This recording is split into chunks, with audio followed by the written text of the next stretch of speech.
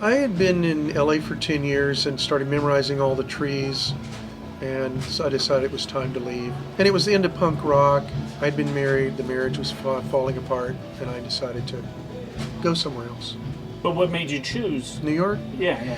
It seemed like the obvious thing because I wasn't going to go back to Texas. It's as far away from LA as you can get. Yeah, in the United in States. some ways. But it's like I thought about moving to New York before I went to LA, but LA seemed easier because it had trees and it was laid back, palm trees and stuff.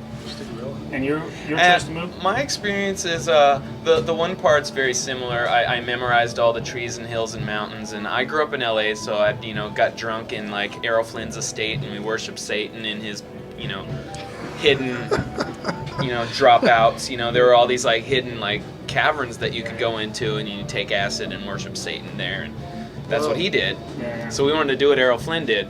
But so I moved to New York for also very specific reasons, other than being sheerly bored of LA and felt like I didn't want to I was already doing animation. I didn't want to end up working for Disney or something ridiculous. So I moved to New York for that reason, and plus graffiti led me directly to New York. We ended up meeting at Funny Garbage. Because I love that. And then me and him met in after I graduated college. Funny Garbage was a design company. Okay. And he had scored a gig making a cartoon for CartoonNetwork.com right at the huge peak of .com. Oh, wow. When .com was like giant and everyone had money. And Flash had just been invented, so you guys were learning how to use Flash animation, that program Flash was just starting out. We were working in like version 2 of Flash, and we were making a Gary Panter cartoon. And I was ecstatic. I loved his stuff from the beginning. I'd always loved Gary's work, and you'd have to go into like the locked bookcase in college to get out the Invasion of the Elvis Zombies. Yeah. And so it was like this like kind of holy item, So it was very exciting to have him, come in, and that was the first animation project we were doing there. How did you appropriate comic books into your stuff? Have comic books always been huge to you guys? Oh yeah. I mean, I think in so many different ways that you could answer it in so many different ways. I don't think we have the same approach at all as far as like graffiti mixed with that or whatever kind of street art. I'm from the 50s. My father ran dime stores, and so he would bring home comics with the cover ripped off, and so I could look at a lot of comics. But then when I saw Zap comics, when I saw hippie comics, that made me want to do comics, and I was in college studying painting, and then I started doing comics, and that was that. Yeah, my parents were hippies, and they had Dana Crumb's cookbook, which was illustrated by R. Crumb, and I've always had that in my kitchen since I was a baby and little kid.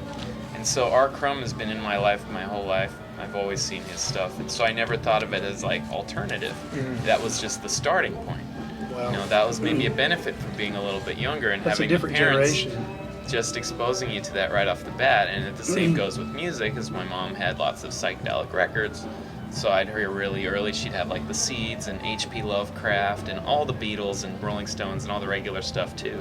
But all that stuff was sort of like the norm. Like that was the first starting point for me. Yeah, so I got a good head start. And then my aunt, who's actually older than my mom, had backdated herself so much that she was kind of involved in the punk scene, and she'd always say, I think I'd run into Gary a bunch of times at Leica or Al's Bar or blah blah blah, all the like hot spots for punkers in the 70s.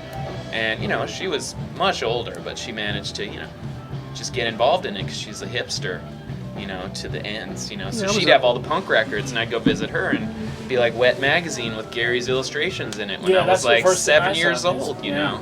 So all that stuff I got exposed to really early on because I had weird hipster aunt. I think Leonard, the editor of Wet, lives in Berkeley, unless he's moved. He was here last year. And was that just like a paycheck for you so you could do your fine art? I don't know if I got paid. Maybe I got paid for it. But when I first moved in, illustration, it was a way to make money from art somehow, because I can't really do anything else. And I did like doing album covers and stuff, and I couldn't find any work in Texas, except I worked it as a color separator. When I got to LA, I started doing album covers and posters for movies that never got used and stuff. Yeah, so I could pay the rent.